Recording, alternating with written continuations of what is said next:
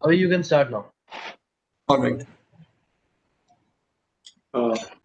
In, to, in today's time and age where people have a lot to do and we all try to be super productive and do maximum in the limited period of time available to us, that is when it's important for candidates as well to be precise and concise in their interview that is being happening, right? So that is important. Hello and welcome to today's webinar.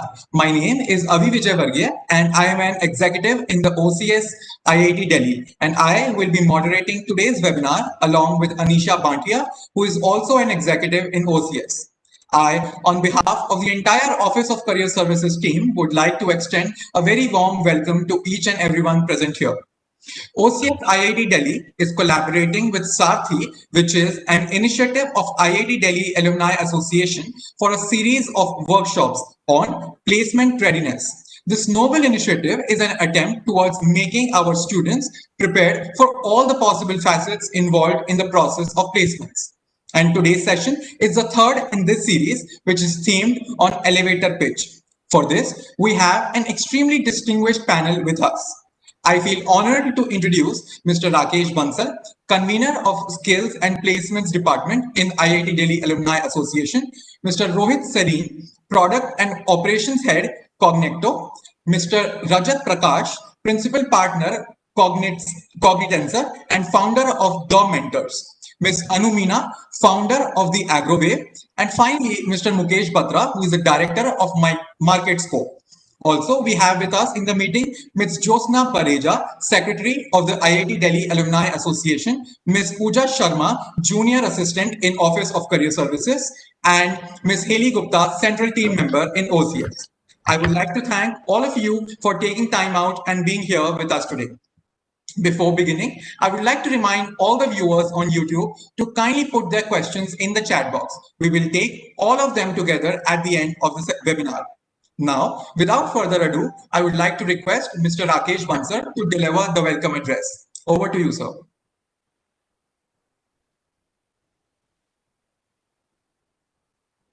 Sir, you are on mute.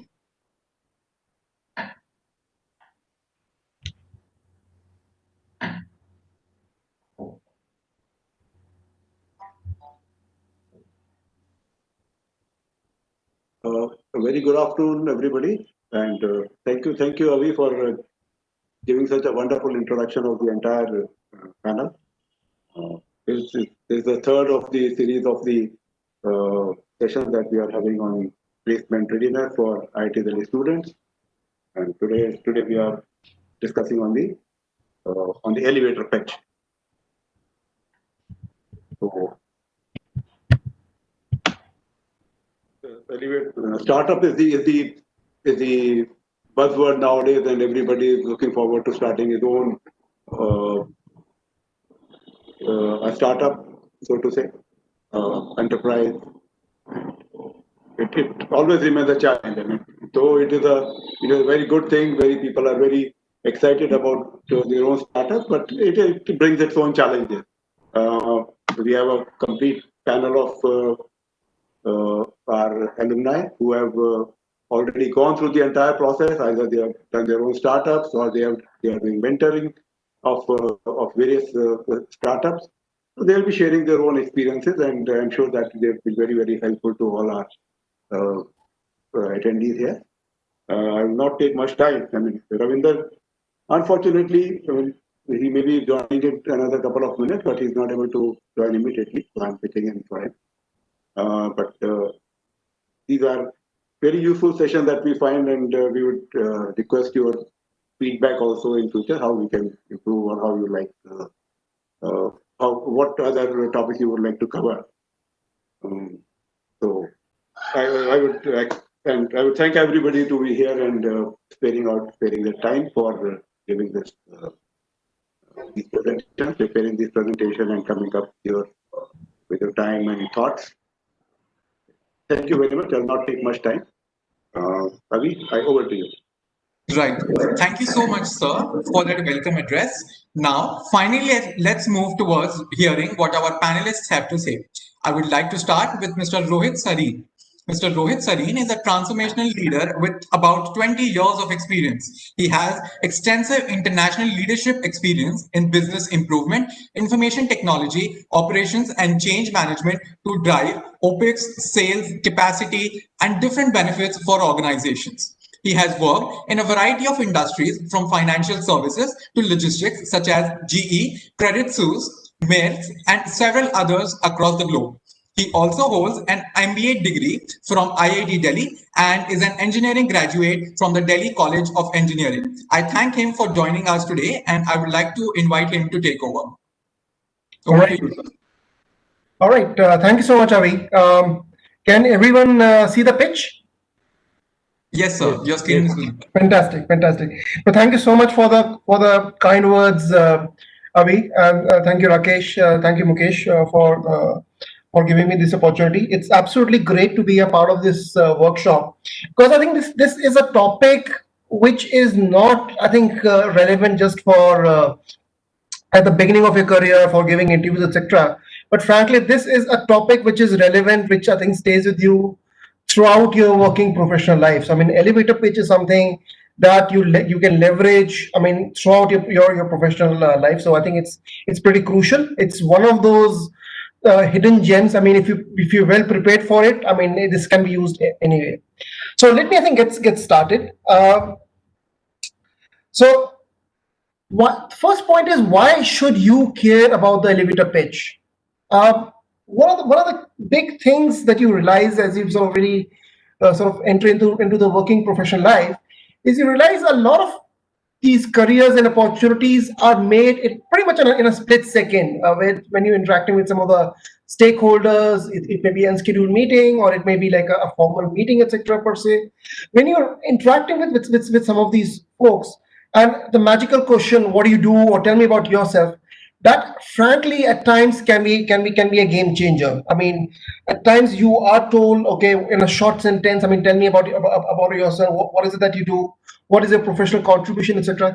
I mean, things like these, trust me, can really sort of make a huge amount of difference. I remember when I started my career in G, then that was a good like 20 years back, and I was working at the corporate headquarters in Fairfield. We were told formally to prepare a elevator pitch for ourselves because you never know which high level executive may actually meet up with you. And it actually happened. I was waiting near a cafeteria. Jack Welch, who was a CEO at that time, he just walked in and then he asked me, okay, so what do you do? And fortunately, I was prepared enough to actually give him at least a 30 to a 1 minute kind of a overview in terms of what I did. And I didn't sort of really blow it off. But point is, this is something that you need to be prepared, and you really need to make a very good first impression. So that's one of the reasons why you should care about an elevator pitch, and that's the reason it's so important. So as I said, I mean, elevator pitch is it's pretty much a short summary to sort of really describe yourself and what is it that you do, and a promise of what you're really going to deliver. And I mean, it is really a commercial about you. Pretty much, you are sort of selling yourself. You're selling your services per se. So you need to really make a good first impression. And trust me, I mean, psychological studies and a lot of other studies have really said that that people typically either they like you or they don't like you in the first 5 to 10 seconds. So you really need to make a very good impression, first impression. So if you've got an elevator pitch or an elevator speech sort of really ready with you, I mean, things can really be much more smoothened out. I'd like to use, I think, the tagline of YouTube, which is broadcast yourself. So that's essentially what a elevator pitch is what a elevator pitch is really. Now, let's talk about some of the key elements per se in terms of what an elevator pitch sort of really looks like. And I'm sort of focusing here more on the interview side or the career fair side, but it's equally applicable to other scenarios as well. So of course, you talk about yourself in terms of what's your name is, which school you went to, and what's your major. Let's know something really sort of interesting about yourself, about your study or project, especially in an interview scenario where he probably has 10 other candidates waiting on him. I mean, something that's sort of really interesting, sort of really helps out. It also helps to, I think, add something unique. So, for example, when I typically enter into an interview, they ask me, my name is actually spelled as Rohet versus Rohit. So, at times, interviewers ask me, okay, so why is your name spelled correctly? Is it ROHIT or ROHET? And I've actually got a ready response ready for them. I tell them that, okay, you know what? My parents thought of e-business much before anyone else did. So I mean, it's really a nice icebreaker. I mean, that way they sort of tend to remember you per se. So you really want to talk about yourself, something unique about it, your studies, etc. And then you sort of very quickly sort of really move on to your I mean, what's your professional experience or your academic experience? I mean, what kind of internships you've done, what kind of on-campus jobs, etc. That you've done. Something to sort of really sort of hold their something to really sort of hold their attention. You want to talk about why you're here. You want to talk, and this is where you really want to make a connect with either the recruiter or the person or the organization you're sort of really dealing with out here. So this is where you say that, okay, I mean, you've given them the background, you establish your credentials, and now what you really want to do is you really want to make that emotional connect or a professional connect in terms of, this is the reason I want to be here. This is the reason I can sort of really help you with some of the stuff that you're really working on. And this is really your hook, if you ask me. This is really your hook, which will establish where person would want to know more about you. And of course, the next steps, I mean, one of the things I've realized is you should never typically leave it open-ended. I mean, you should sort of really move on to the next steps, what your expectations are, so that the other person can sort of really help you, can really sort of help you accordingly. Now, one of the things is, and this is a pretty crucial point, your elevator pitch is your chance to sort of really control your narrative. We'll see a few examples after some time, but frankly, I mean, trust me, most of the times your resume, I mean, they've just given a cursory glance. They really, typically a recruiter or someone would typically not go through in detail. So this is your chance to really control and change the direction of the interview. So if you are talking about, let's say, a technology company or a startup company, what you say in your elevator pitch sort of really makes a huge amount of difference, because based on your interest, they'll actually sort of follow your interest and ask you further questions, etc. So this is sort of really your chance to sort of control the narrative. Again, this is something where you get your thoughts organized. You're not misselling yourself. You're getting your thoughts organized and sort of giving them a good brief intro about yourself and sort of leading the conversation to where you would really sort of want to. Okay, in terms of some of the must-haves and cautions around elevator speech, I mean, it should be an interesting opening per se. As I said, I mean, first 5 to 10 seconds sort of really make a difference. I mean, there shouldn't be like too much stuttering, or it shouldn't be that you are sort of taking time to sort of organizing your thoughts. That part should really be ready with you per se. Passion, I think this is pretty crucial. So I know we'll be talking a lot about how you need to prepare about the elevator pitch, etc. So we're not selling something canned here, but you really need to be excited about what you are selling yourself to them about. Because trust me, if it's a very sort of mechanical response, the other person can very quickly see through that. So that passion or the value add, I mean, what you bring to the table, that really has to, I think, really shine through. Again, it has to be short. Typically, it's between 30 to 90 seconds, depending on the situation. So if you're meeting someone, you're sort of really shaking hands, maybe it's 30 seconds. But in case it's really a formal setting, a formal environment in terms of interviews, or it's a part of the startup, etc., you probably can go up to like 30 to, well, I mean, from 60 to 90 seconds per se. Again, a word of caution. I mean, don't get too much carried away with regards to the problems you're trying to solve, etc. Trust me, if you made a good enough sort of first impression, they will sort of typically tend to come back to, I mean, what you're interested in, or really what you're selling per se. So let's have a look at like an example of an elevator pitch, which is I mean, it's okay, but it's really not so, which is really so not so great per se. So I'll give you guys a minute to sort of really have a look at this, and then let's let me tell you something about some of my observations per se. So this really talks about how I'm Amit.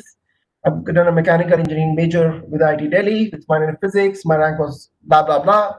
I interned with L&T. I've developed aircraft engine lifts improvements and reduced the drag coefficient from zero point 0.9 to zero point 0.3. I've leveraged CFD and high performance computing, etc. I stay in Delhi with two siblings. My parents are in government employees, and I've heard a lot about mowing, and I would really be interested in working in Bangalore office.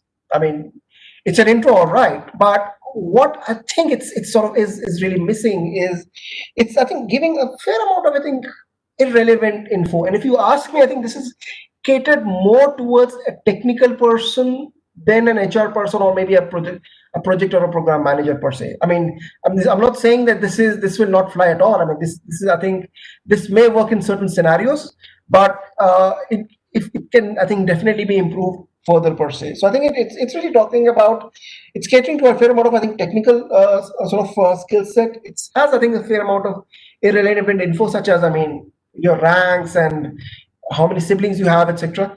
And I think also one of the interesting things, if you notice, is the end part, which is it's really giving a view like a closed-ended. Okay, I am interested in working in Boeing in Bangalore. Do you have something for me? And a typical answer around that would actually be a yes or a no.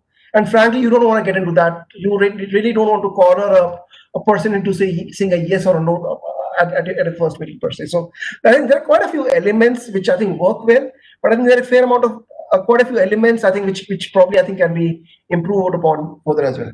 So now let's have a look at another example of I think a good elevator pitch.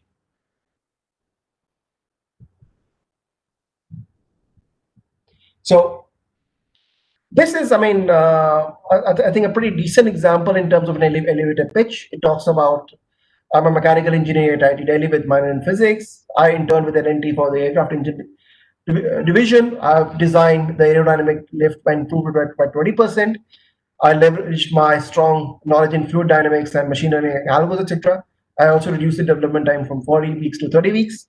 The project was mentioned by the CEO of the defense business as a game changer. I'm now interested in an internship position for MAVs and UAVs. I mean, these are skills that I have in terms of practical design, simulation skills, etc. Interestingly, let's look at the last part. It tells you your interest. It gives a good amount of business impression that it is a good enough internship that you've done in terms of not just technical piece, but also it has made a huge amount of sort of business impact per se.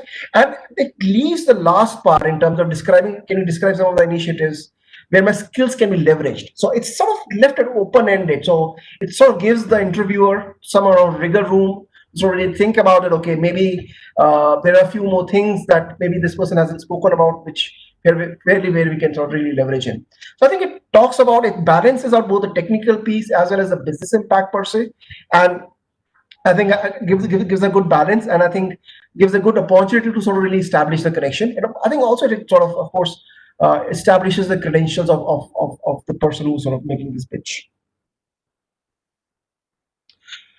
Few things in terms of checklist for fine tuning. I mean, write down everything that comes to your mind. I mean, I can't tell you enough that a lot of times things remain in our head, but I mean, at times the connection between what your mind thinks and what comes out of your mouth. I mean, that's really not the ideal connection. So you really want to sort of write down everything and practice. More importantly, I think cut down some of the jargons. I mean, if there are some technical pieces, I mean, I would say one or two jargons is fine. I won't totally cut it down, but if it's full of jargons, I mean, then A, you tend to sort of disconnect with people, and B, people think you're probably not very confident about the topic that you're really talking about. So cut down the jargons and the details, make short, powerful sentences, practice. I think that is pretty crucial, and practice for different scenarios. I mean, there's not one single elevator pitch that is going to sort of sail you through every scenario. think about, okay, maybe you're talking to a consulting firm or a banking firm, or maybe it's really a core job, or maybe it's a project management job. I mean, you'll have to polish slightly different elements for each of these particular scenarios. So that's what you would really want to practice. I mean, look at it from the perspective of the employer or the person you're interacting with. I mean, should I be interested in this person? Why should I hire this person, etc. Talk about we've spoken about different versions per se, and I think make a very strong closure. I think that's begin well and end well. So talk about that. Okay, thank you so much for your time, and if there's any positions opens up, I hope you think of me. I mean, you're not sort of acting I mean, there's a fine line between acting desperate and sort of really being interested. So I think this line sort of really says about how you can be sort of be really interested. I remember seeing a profile where the person actually had written that, I mean, and this is like 2008, market was pretty bad. So you had tons of resumes.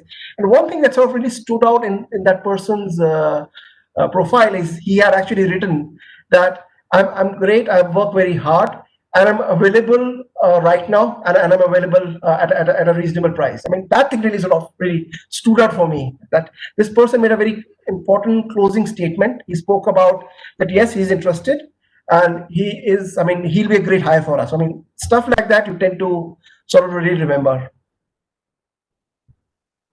Again, I just thought this is like a bit of, I think, a template in terms of you looking at for internship or maybe for a job. I mean, this is how you sort of look at it. You say, okay, hello, my name is so and so. I'm a third year electrical major at ITD. I'm interested in whatever as a possible career, and I'm well prepared in the internships you're offering.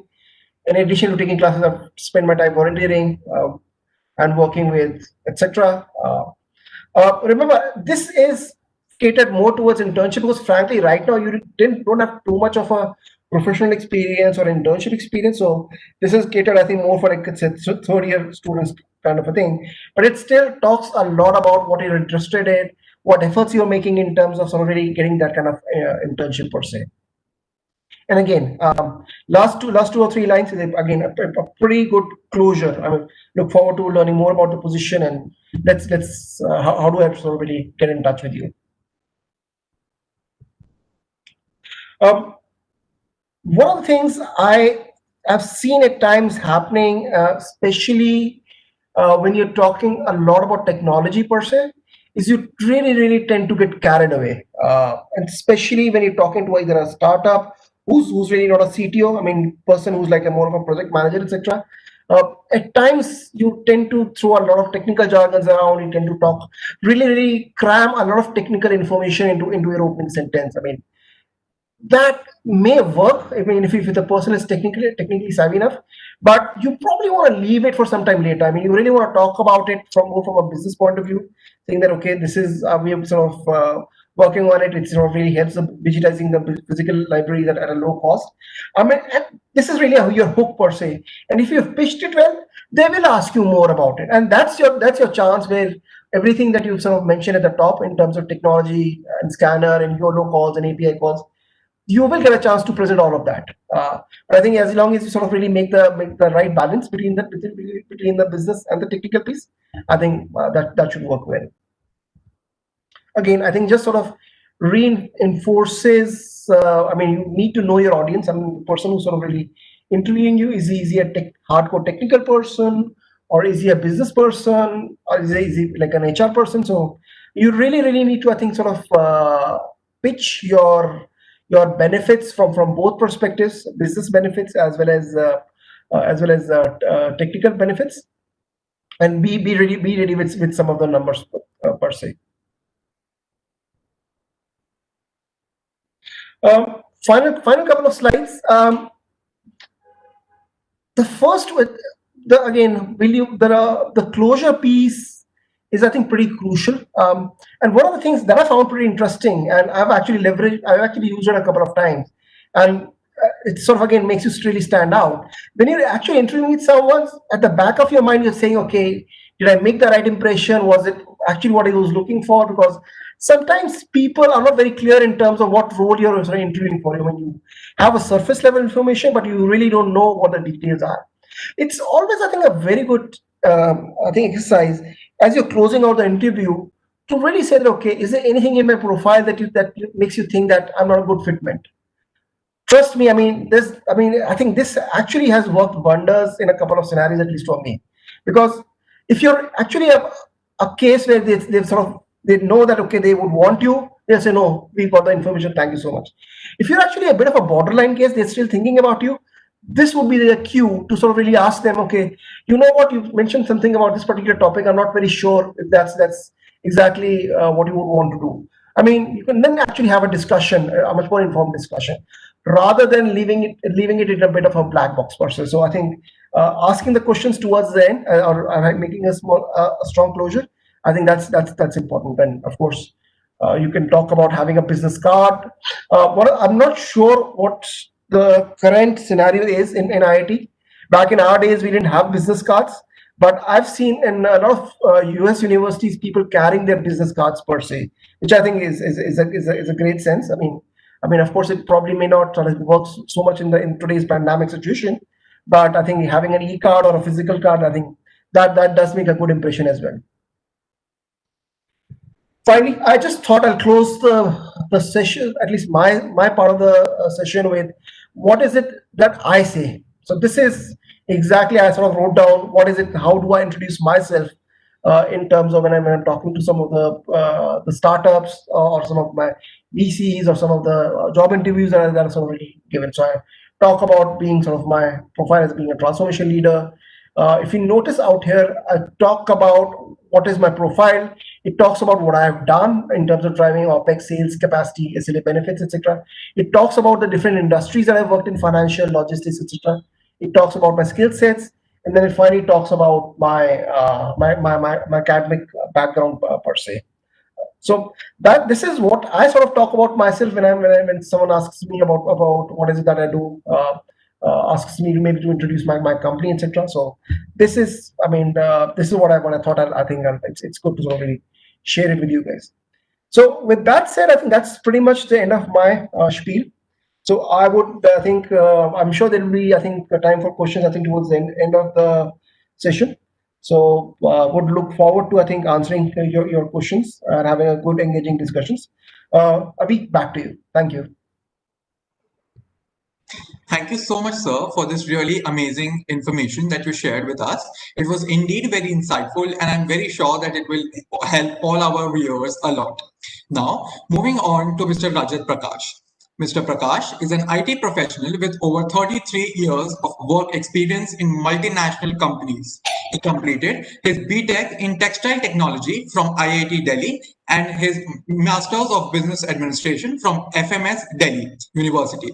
During his stay in IIT Delhi, he was a resident of the Karakoram hostel. He has varied experience in sales, marketing, operations, client management, mergers and acquisitions, and setting up of an organization.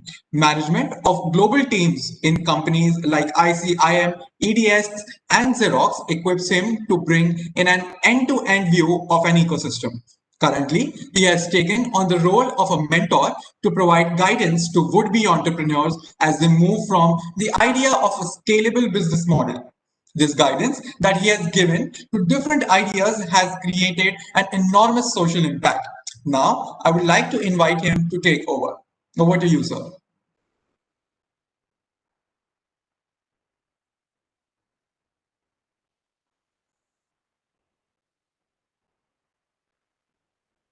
Rajat, sir, are you there?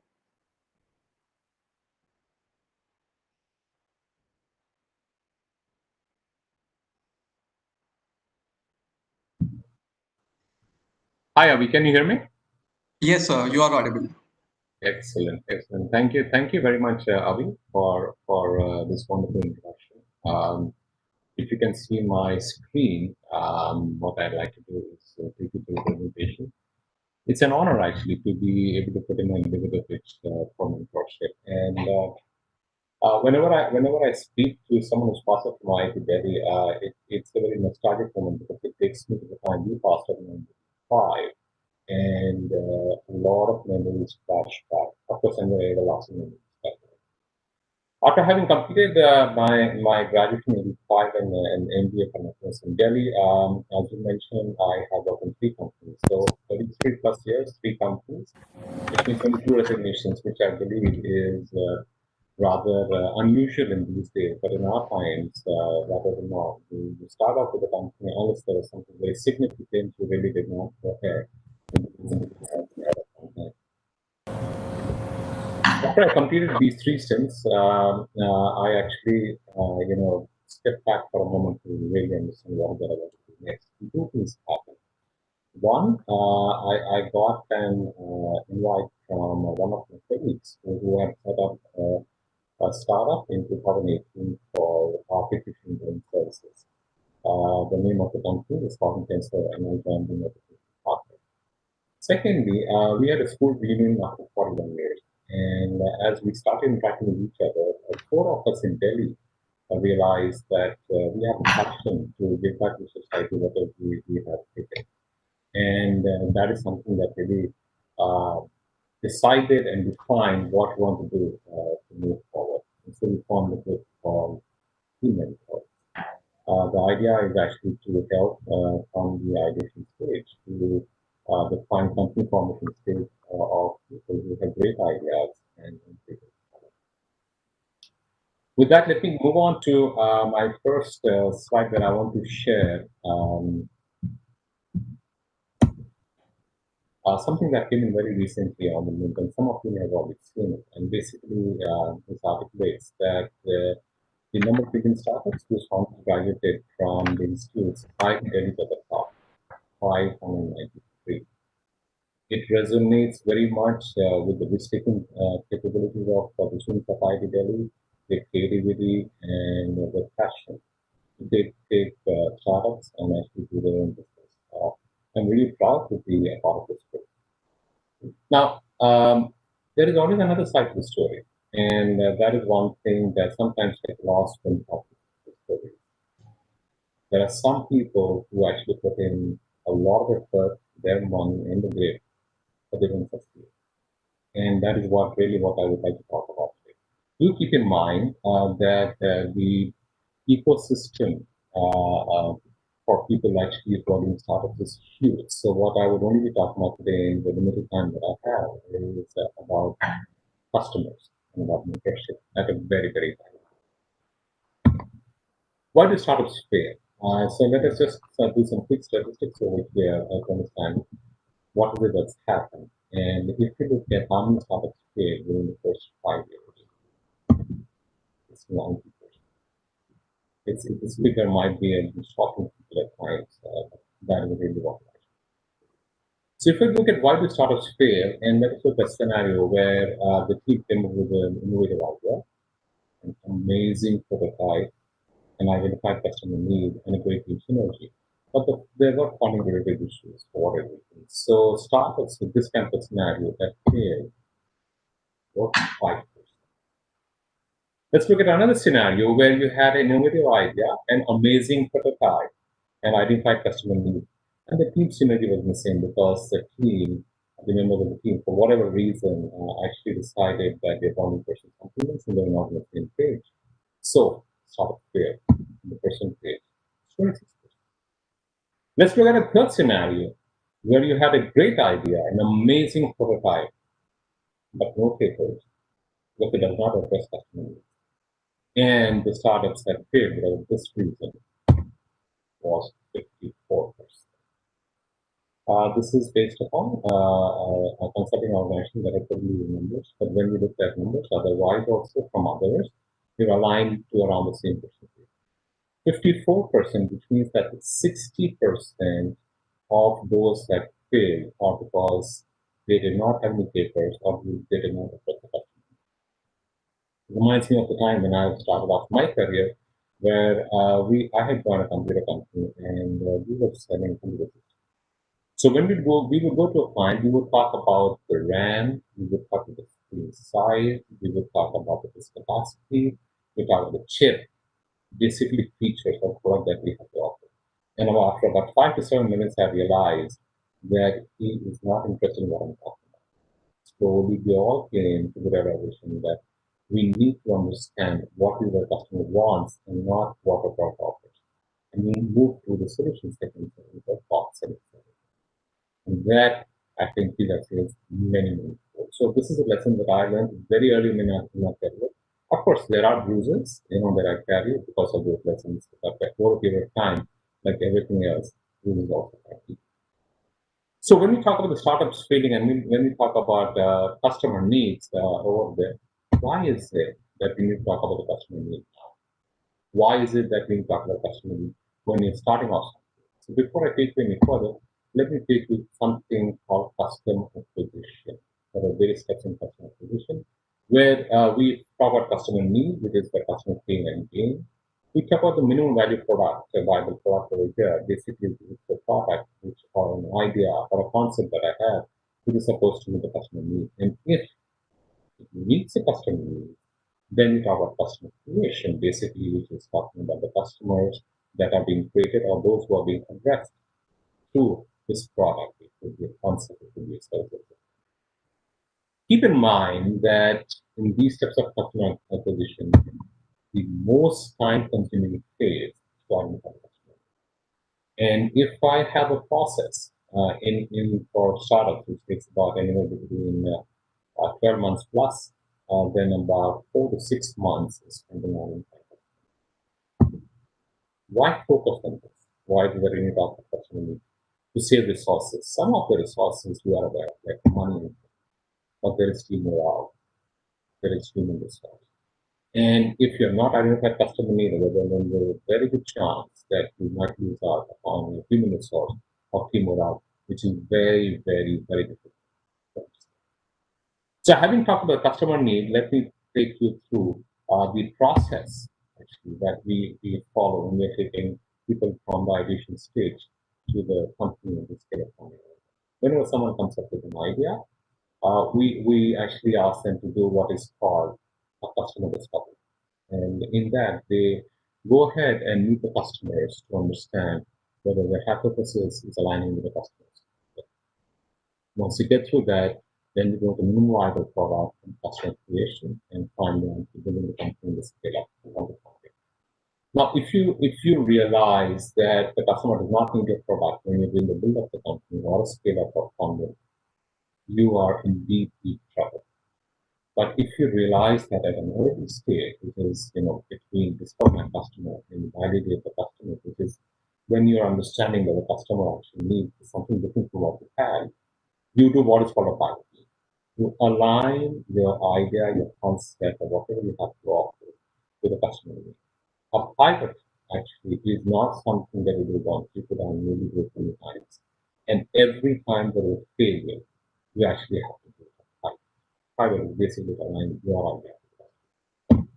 And that's why what we say is fail fast and pilot.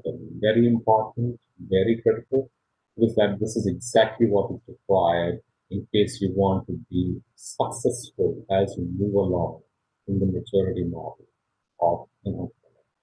Let me give you another example. A lot of you would have heard about the company called Jack. It's currently the highest value company in the world. It has the largest number of users on digital payment platform, excess of 1 billion users. It came out with the largest IPO ever, $34 billion in the company. Why am I telling you all this? Before they reached this stage, they had actually gone ahead and done more than 10 pilots to what they were offering when they reached this stage. It's extremely important to fail fast and piloting. And more important than that, I think it's also important for people to understand that the people who guided through this entire process have usually experienced themselves, who can think about the pitfalls, who can talk about what is it that customer needs to experience, and basically actually bring out on forth what a customer actually means when he says, no, I don't want it, or no, this is a pain point, or no, this is a gain point. Because what a customer articulates not sometimes will not actually lead to a discovery from your end. And you need to sit back and think through it before you can actually come across and understand exactly what the customer is saying. How do we do a pilot? very important thing to that process. So, yeah. We call that a century of discovery. So what we say here is when you leave for to meet a target customer, you should leave your idea, you should leave your minimum viable product in the office over the next meet the customer and understand. And it's very, very important for a would-be entrepreneur to actually go ahead and meet the customer and understand the things. If that is not done, it's very, very difficult for them actually to understand where it is that they're going. It is also important for them to be able to communicate with the customer about what is it that they offer, and to understand the communication about what is the customer wants.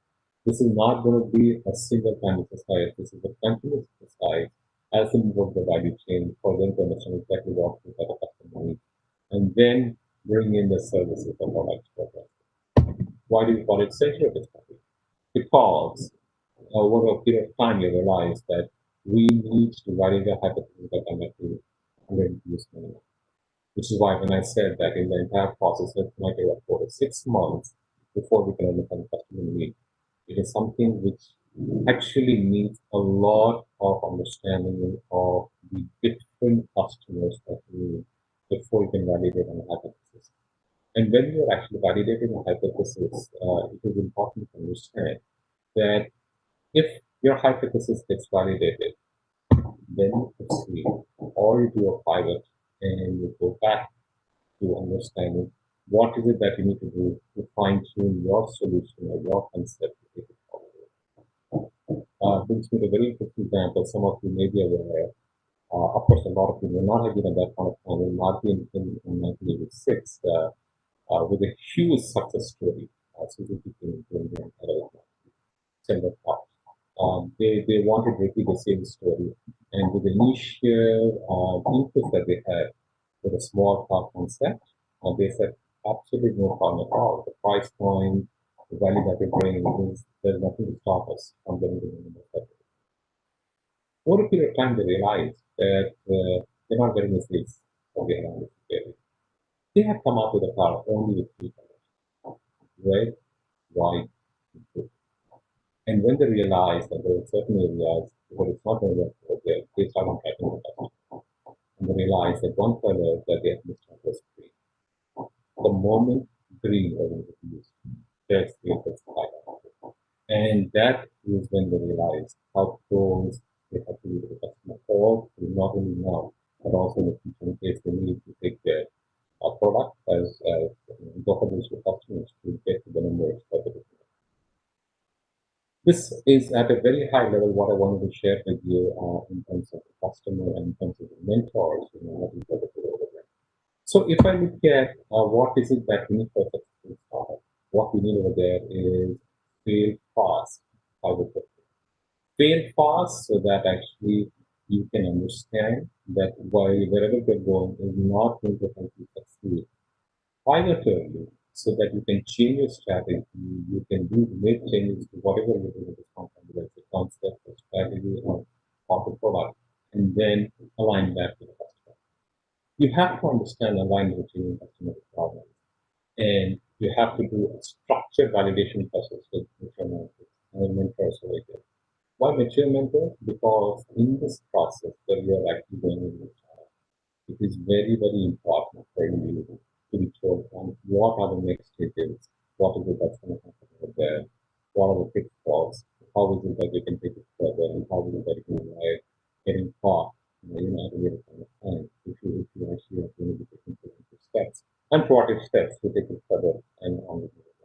Of course, you need to ensure a long-term financial viability, very, very key over there. So these are just two of the areas. There are many more areas for a successful startup over here, but I just thought I'd talk about it over here. And before my presentation, just two nuggets over here.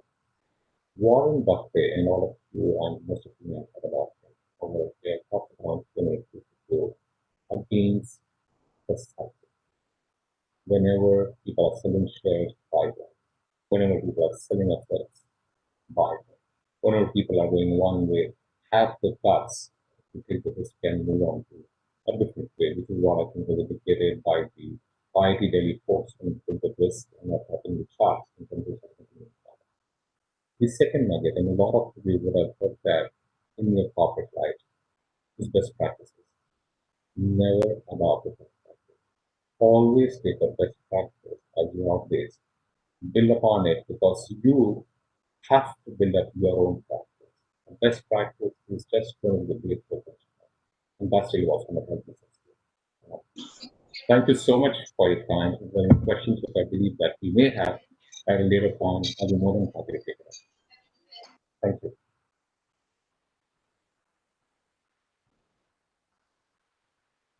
Thanks a lot for this really informative session, sir. And I'm glad that we've had this kind of a session. And now let's finally move on to Miss Anu Meena, right? So Miss Anu Meena got her dual degree in biotechnology from IIT Delhi in 2016. Her journey from a small village in Rajasthan to founding AgroWave is truly inspirational. After a brief stint in an American startup, Anu decided to branch out on her own and founded AgroWave to address the problems and concerns of farmers. AgroWave aims to provide sustainable farm to market mobility supply chain. Her entrepreneurial success has been recognized by Forbes and India Today. Anu has been a motivational speaker at TEDx. She has participated in numerous conferences and talks where she has shared her journey as an entrepreneur and with upcoming innovators. Anu is also a recipient of the Global Gandhi Award. We are very glad to have her today with us, and I will now invite her to take over.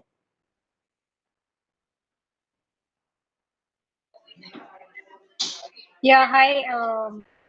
Hello. Can you hear me? Yes, ma'am. Hello.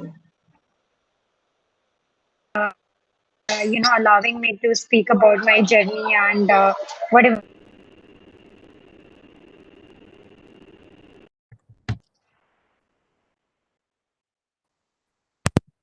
is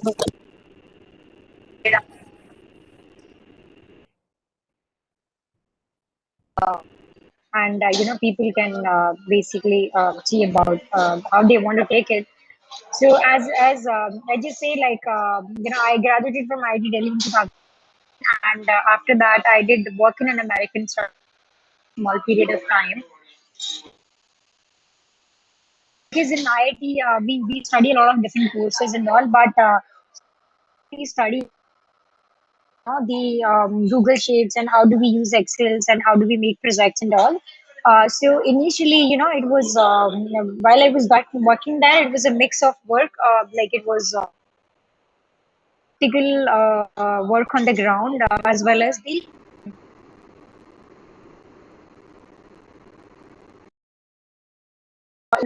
like initially in startup you have a lot of work, so a lot of different work. So while talking to the truck drivers over there because it was in the logistics, so my mind flashed grandfathers and facing difficulties to sell the produce.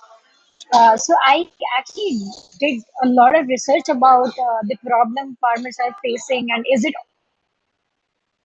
or it's about all the farmers across the country. Found that there are already competitors trying to solve the problem, but everyone is trying in their own different ways.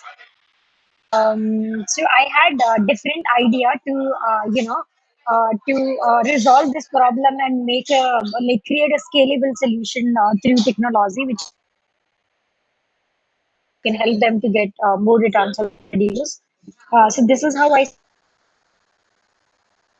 So far, I have raised two investment rounds. So one I raised from an Indian company, and then the other I raised from a US-based investor. Been so challenging army, and so have other co-founders to take care of operation technology or the business growth. So I switching the roles. Sometime I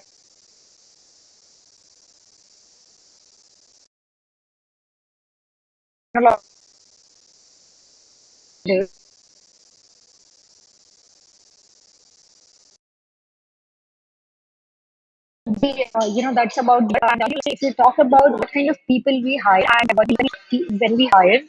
So there are different categories when we hire people. Like sometimes we hire experienced people, freshers, and in each category we look for different things. For like for freshers, we look for hungry.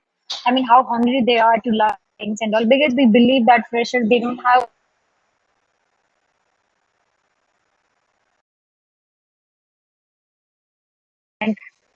they are quick learner and all, they would basically easily learn how to use these Google Sheets, or how to structure any problem, how to create system level solutions, how to make processes when the situations are chaotic in startups and all.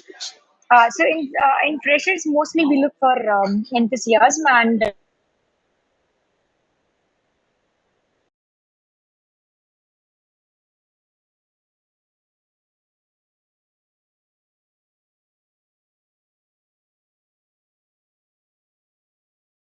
there is a lack in my voice.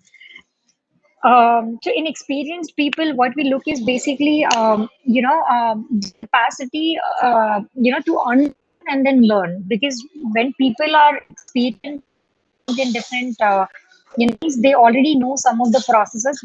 So some of the processes would fit in very well into your company, but some of the processes will not fit into the company, but they are very habitual to follow those processes.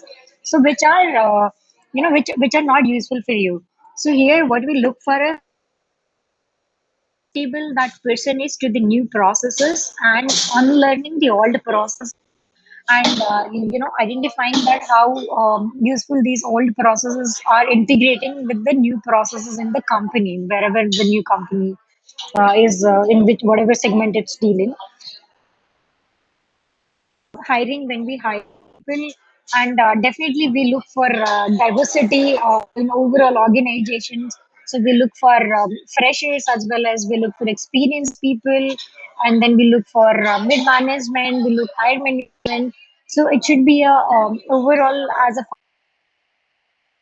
have a good mixture of different set of people who are from different backgrounds, who are having different kind of experiences, who have different mindsets, so that we can grow in each of the verticals.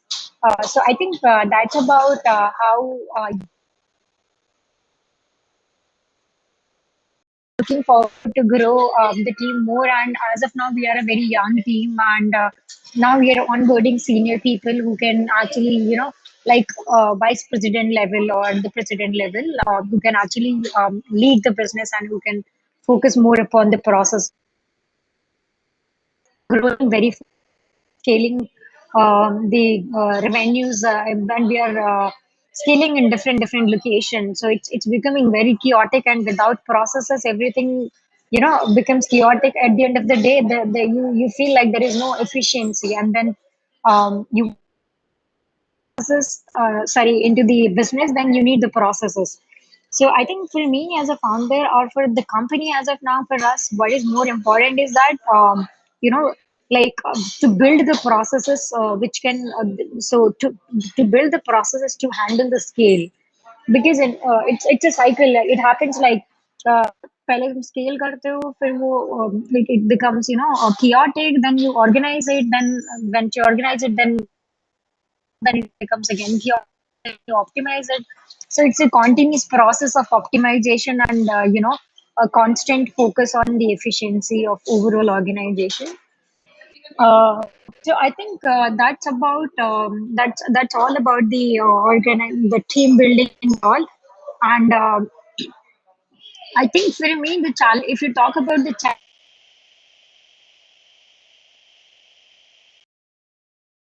it becomes hard to use each of the verticals. For example, currently I'm handling the technology, I'm handling the business growth, I'm handling the operations, and then I'm handling the fundraise, and then the investor, invest my existing investors, and all. So I mean, it's like I have everyone, like I have heads of each verticals. Like in operations, I have someone who is leading the operations. In business, I have someone who's leading the overall business growth.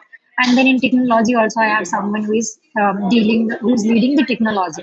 And then for fundraise, you can't hire someone. Like you have to do it yourself. So that's how I am, managing it. But now I feel like, because I'm so much involved in day-to-day activities, like these resolving the queries of these teams, evaluating the processes, and then looking at the margins, P&L, and all. So now I feel like I need a bridge. I think I need someone in between. Say these people and then me who can actually focus more upon the company overall margins, overall structure of the organization. And as I said, we need the processes, so we can actually focus on the processes. And also it's very important how you link all of the verticals with each other, like the sales and operations team coordination, and then the product and then the tech team coordination. So as of now, I think as an organization, we are lacking in a lot of structuring, and so now the focus is to build the processes. I think that's it. I'm not sure what I can talk about here. Like I'm happy to answer the questions, and but if you look at the from the career perspective, I never actually thought that. Initially, when I was into IT, I never thought that I'll be doing some startup or something. But after working in a startup myself, I thought that if I have the capabilities to build something my own, and which can be more meaningful to the to farmers. So that's how I it came in my mind that I can do this. And if you talk about the capabilities IIT has made me, IIT has given me, are you can say that the capacity to handle a lot of stress and a lot of timelines, which I mean, because in startups you have a lot of stress, you have a lot of things to manage. So in IIT, at least you have a lot of these things which help you at the end of the day to become more efficient and to have to handle as many as possible things in your best capacity. So I think this is one thing, and then the second thing, definitely the networking, which is more useful. So wherever we go, like for example, if there is a VC I'm talking to, so you find everywhere IT people in venture capitals. So definitely you have this has a lot of potential. I mean, the networking is huge, which is at the end of the day, you find someone useful in here and there and different things. Uh, I think that's it.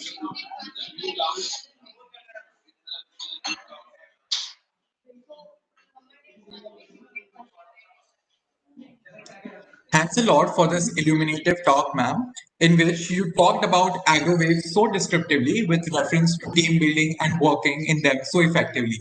And finally, let's move on to Mr. Mukesh Batra. Mr. Batra is an alumnus of IIT Delhi from Chemical Engineering batch of 1985. He is also an IMT alumnus. Mr. Batra is founder of Market Scope, which is a 30-year-old hiring and career mentoring agency focused on IT, engineering, finance, KPO, BPO, consulting verticals, and many other domains. He has been exposed to over three recessions in past 25 years, which has immensely helped in exercise of reinventing profiles of lay-off affected professions. He created a panel of 150 domain experts in IT, telecom, education, analytics, finance, and engineering sectors. He is creating career paths for CXOs and lay-off affected professionals and innovative models for recession affected IT companies. He is actively involved in exploring use of technology in all aspects of education to employability to employment. We've had him previously in one of our webinars, and we are more than happy to have him again. I now invite him to share his insights with us today. Over to you, sir. Good afternoon, everybody, and thank you, Avi, for your wonderful introduction, for the nice words you spoke. And I would like to take a cue from our previous speakers. Thank you, all the speakers. I have had my set of learnings and set of inputs. So, beginning with Rohit, like he spoke about the process, about the elements which are sought after from a prospective employer point of view.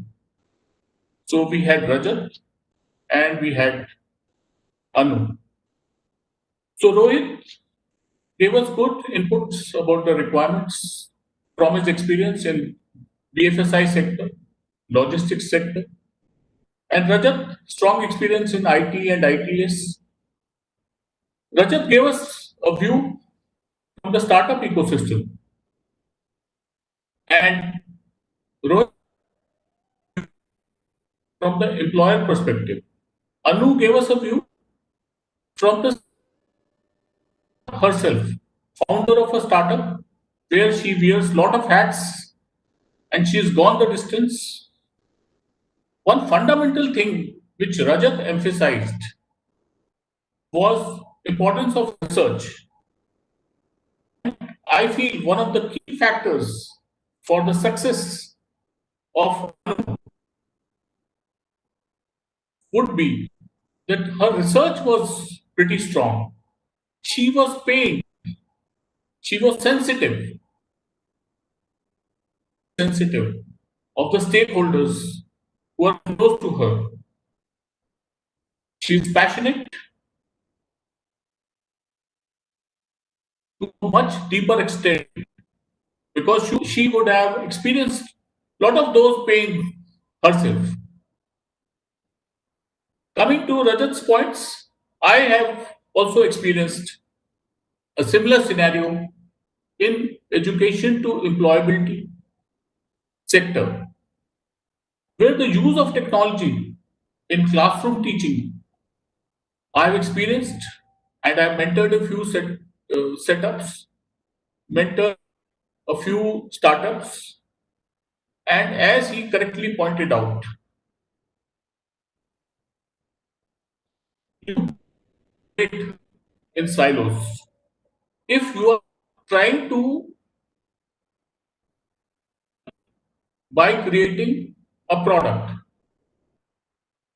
you should not lose of the final stakeholder. Anu would have succeeded to a large extent primarily because she had a very deep understanding of the last milestone. Agriculture, healthcare, and education are three fundamental sectors where you need a strong ecosystem. All the stakeholders are putting in their best. And if we have to create an elevator pitch around this, the last mile understanding has to be fantastic. So, which means either you do your research or you would have been a strong domain and a technology guy. One of the reasons why I feel a lot of startups from IIT they do very well is because fundamentally a IIT Delhi student is a technology guy, she is a technology guy, strong understanding of domain, which is one of the strong points of Anu, which helped her to go the distance, and now she's scaling it up. So coming back to Rajat's points of research, I would like to give some examples from my own experience in education sector, in skilling sector, where I developed an understanding of the education to employability leading to final placements. So there are a lot of startups in education who create products which are completely out of sync with the customer's needs. Who's the customer? Customer can be a student, the customer can be a teacher, the customer can be head of skilling, customer can be head of life skills, trainers. So for example, Byju's, the promoter has a strong understanding of education.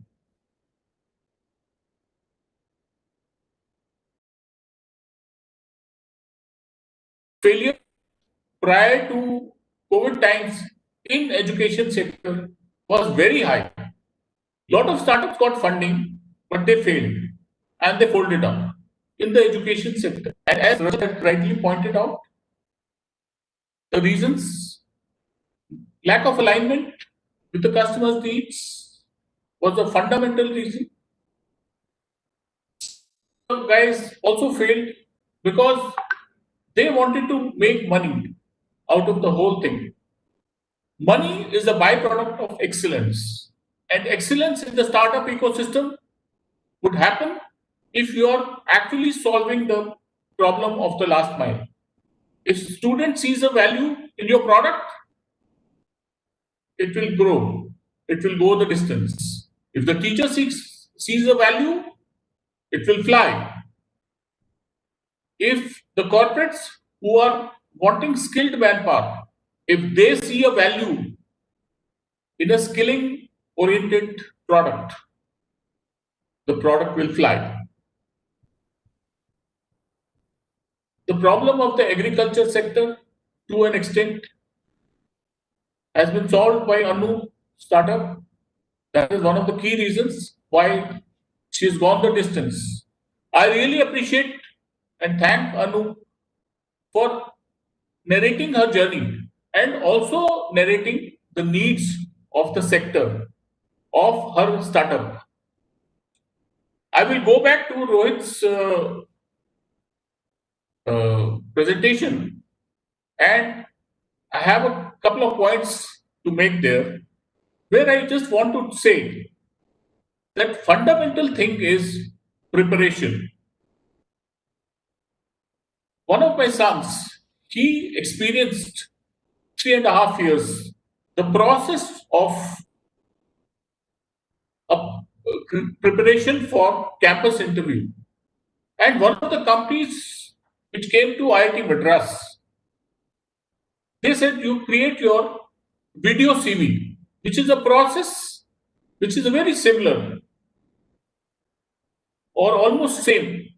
Like Rohit mentioned, it's a teaser. So they also said, one of the IT companies, they said, these are standard questions, tell us something about yourself, and a couple of more questions. And I remember my son had a tough time preparing for that. So I will just run you through the process of how do you prepare an elevator pitch. Friend is a hardcore advertising guy. So he moved from sales to advertising. So what he says that if we want to create an advertising pitch for a particular product, there's a lot of research which is involved, which is in sync with what Rohit said and what Rajat said. So which means, he says, we go through a process of studying the market for that particular product. And then based on that, the product ecosystem, the consumers, the B2C guys, the B2B guys, the channel partners, the dealers, the alliance partners, the strategists, the system integrators, as per the needs of the industry. And then we try to create a pitch for the client. And once we get approval from the client, then we try and create teasers, commercials, 1 minute, 2 minutes. One of the reasons he says why a lot of guys from advertising background, they do very well in Bollywood because they are so used to speaking their mind or conveying a message in a 30-second, 60-second time frame. So when that landscape becomes bigger, from a 30-second, 60-second to a full length 2 hour, 2.5 hour feature film, they succeed. So based on this strategy, I would recommend the students to follow this process for preparing the elevator pitch with respect to the interview, for the job, or for internship, or for startup related elements. So like Rohit had mentioned, prepare well, list out all the things. So I would just like to add good documentation strongly try and define the problem or the viewpoint of the prospective employer. I would go to the extent, Rohit said two kind of pitches, two kind of versions you should have. I would say you should have five kind of versions. Because once you go there in the interview or the presentation, suddenly you realize he's a HR guy. Suddenly you realize he's a techie. So you should have the 4 to 5 versions ready at the back of your mind. Also, there are aspects of your personality which your friends know.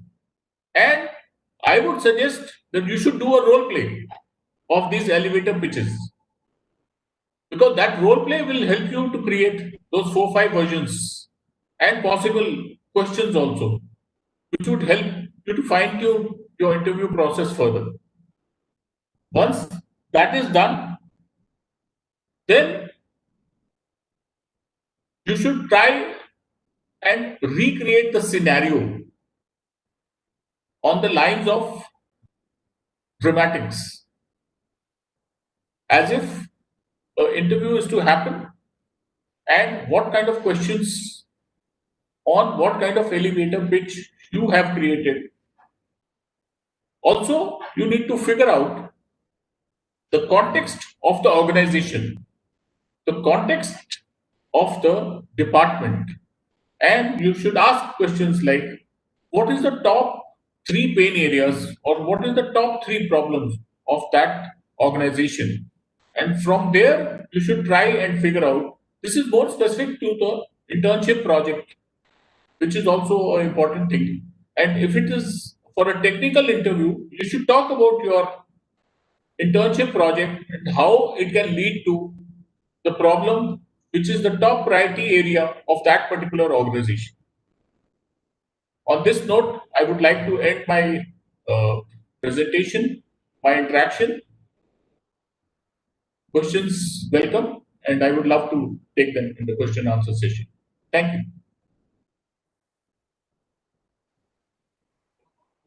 Thank you so much, Mukesh, sir. The way you summarize every speaker's remarks and add your valuable share to them is worth commending. This teaches us a very important lesson to be so accommodating and be an excellent listeners in ourselves. Thank you so much.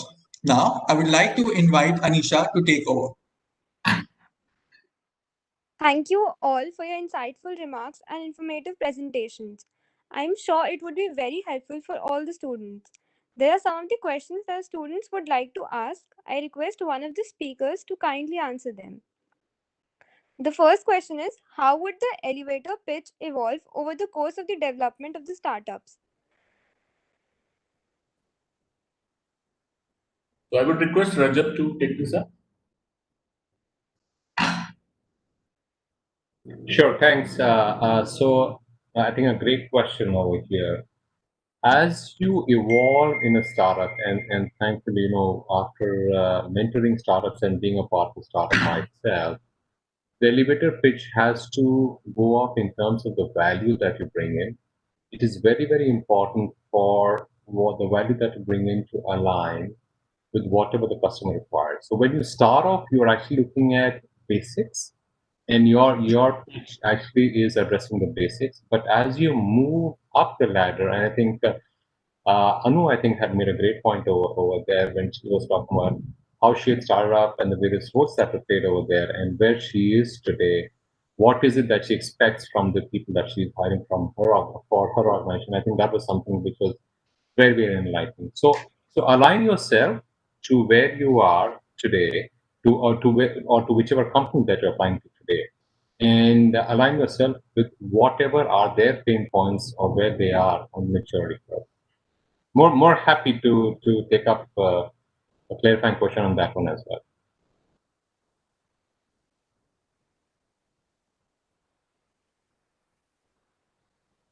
I hope I responded to that. Anisha, your mic is on mute.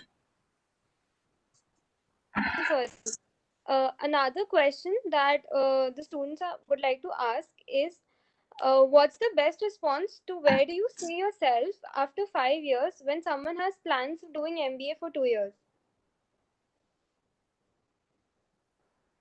Yeah, I can take that. You can be upfront and you can say that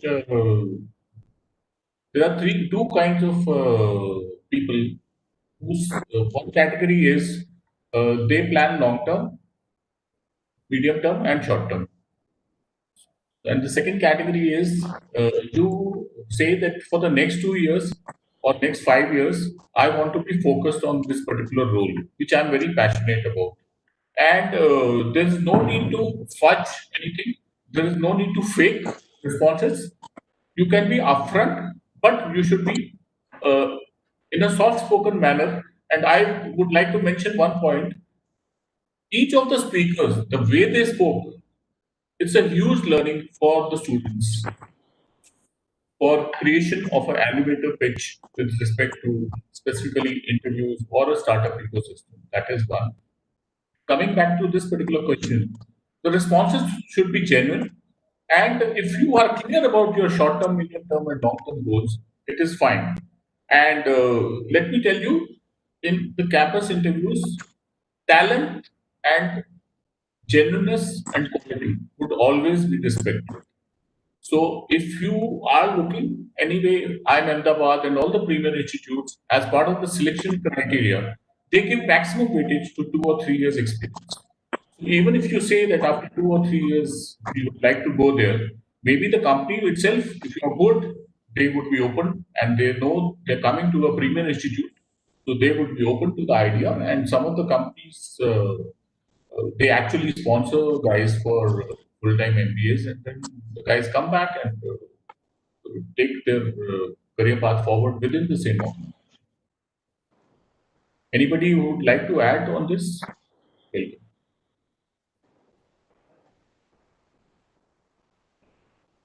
Thank you, sir. Does anybody want to add anything to it? No, Rajat, Rohit, I think Mukesh, I think, put it across, I think, very nicely. The only thing I think I would want to add is, I think, through this question, what they're really looking for are your genuine long-term interests. So I think you can be candid enough to, I think, talk about your long-term interests and sort of really tell them that, like, in case I think the company is able to fulfill their needs, I mean, it can be a bit of a mutual benefit as well. So I mean, absolutely, I think you shouldn't hide your career plans, but really tell them why exactly are you looking for an MBA. I mean, is it for a leadership position or is it like for a specific role that you're looking for? And if the company can provide that, I think then it's probably a win-win for both parties. That's it. Thank you, sir. Another question is that what should one avoid in their elevator pitch? I think Rohit, you had mentioned, you can elaborate. Yeah, absolutely. So I think first thing I would say is what one should do is, I think, be very clear in terms of what is it that they're pitching for. And I think I'll just go back to what Mukesh had said about doing your research in terms of what the culture of the organization is. I think align your elevator pitch with regards to the culture of the organization. What do they sort of really stand for per se? I think that's one. Second is, I think, give them a trailer. Don't show them the complete movie in an elevator pitch. So I think give a sense of the technical skill sets or your managerial skill sets or your project management skill sets as the case may be. I think if they're smart enough, they will pick up the cue from there and sort of really move on. And third is really your confidence and your passion. I think if you can't fake your confidence and passion. I mean, people who are typically interviewing you, they're pretty smart, they're experienced people. I think those are two or three things I would say one needs to be sort of really careful about.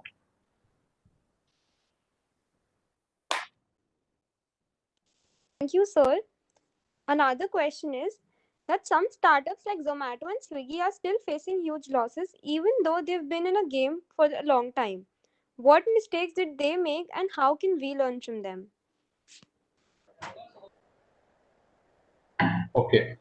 Is it okay if I take this one? Yeah, yeah. In fact, I was wanting you only to take it up, please. Okay.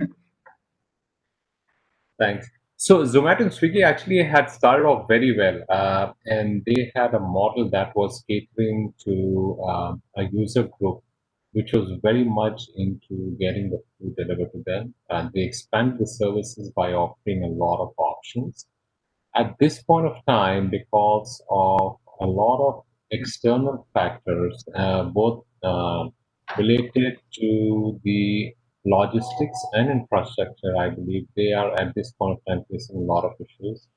I think it is just a matter of a stumbling block. They will come out of it very, very soon because they have a very robust model. It is something that has stood the test of times. And if you look at similar engagements and similar models that have been running in other countries, you will see that after having coming over the hump, they are doing pretty well. What they may want to do is, as startups, is to actually leverage their reach to introduce more services. They already have a huge database and a huge logistics environment with them. If they leverage that for other services and products, which I'm sure, I mean, being very smart people that they are, they will be able to come out with much better services at a very, very low cost point. So I think it's just a matter of how at this point.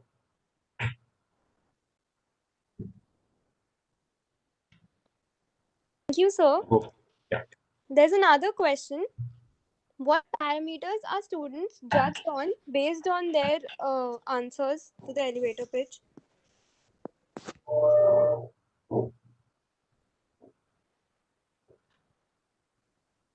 Mukesh, you want to take that? No, you can take it. It's slightly tough one. I mean, it all depends. I think the role that's really being defined out there by the organization. So there's no sort of one answer to that.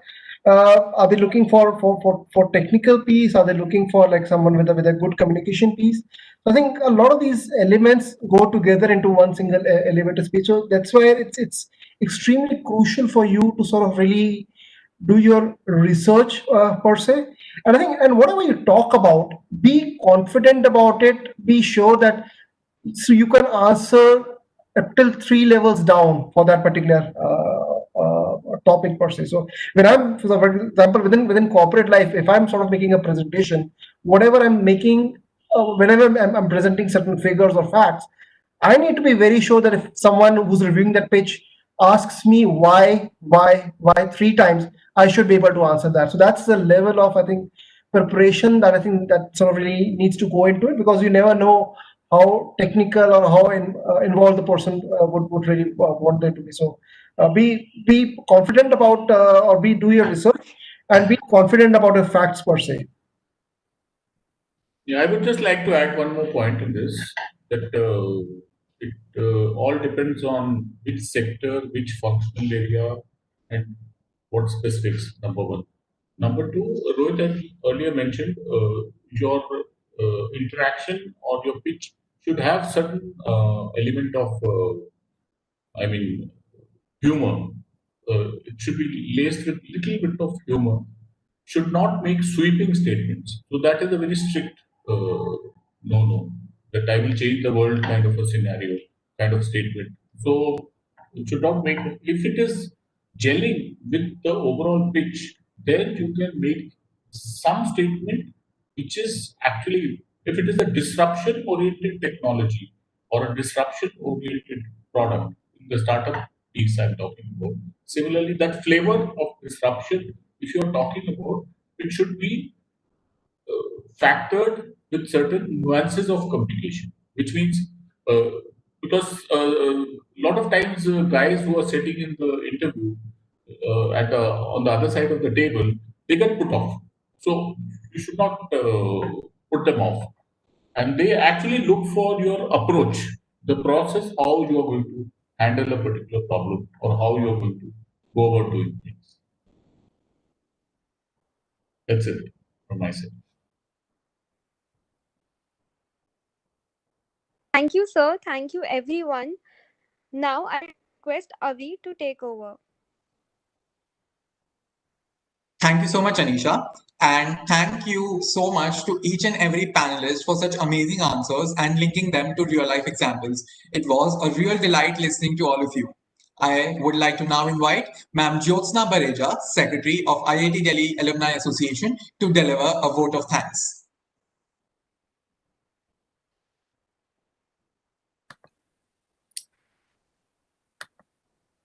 Hello, everyone. Yeah, I've been listening to all of you. I joined slightly late, but it has been really wonderful discussion telling the students about the elevator pitch. Mukesh has already concisely said about everyone how and when, what they should do. Rohit's point of view was also good, like looking at the processes. And then Rajat telling about the importance of research, and Mukesh telling about how going from education to employability, the students should go, and they should prepare basically 4 to 5 elevator pitches so that they can answer to each and everyone's questions over there. And thank you to Anu also, who has come and explained and discussed about her own journey. And thank you all the organizers, Avi, Anisha, Pooja, and Rakesh, especially, who has organized it, who is the convener of this skills and development. So thank you all. It was really nice discussion. I'm sure IIT students, they're all going to enjoy, and they would have learned lots of things from from all of you. Thank you, everyone. Over to Avi. Right, ma'am. Thank you so much, ma'am. Finally, I would request Ma'am Pooja Sharma to deliver a vote of thanks on behalf of OCS IIT Delhi. Hello, everyone. Thank you so much for all the valuable insights and tips you have shared with our students in this informative session of elevator pitch. I'm sure that the students would be benefited out of this webinar, which is being conducted under Sarthi, an initiative of IIT Delhi Alumni Association. So on the behalf of Office of Career Services, IIT Delhi, I would like to thank to all our speakers, Mr. Rajat Prakash, Mr. Rohit Sarin, Mr. Mukesh Batra, Ms. Anu Meena, and also our IIT Delhi Alumni Association, Mr. Ravindra Kumar, Mr. Rakesh Bansal, Ms. Jyotsna Banerjee, for such a great initiative to help out our students in their bright career progression. Lastly, I would also like to thank our OCS student team who has always been supporting us, including Avi, Anisha, Hele, and Aniket. Thank you everyone for joining in this session, and I wish all the best to everyone. Thank you everyone. Yeah. Thank you so much, ma'am. On behalf of OCS IIT Delhi, I thank each and every panelist once again and every viewer who was watching us today. I sincerely hope all the viewers must have benefited a lot from such an amazing session. We hope to see you again next time for more such amazing webinars. Until then, stay healthy and stay safe. Thank you. Thank you, everybody. Bye-bye. Thank you, And Avi, everyone.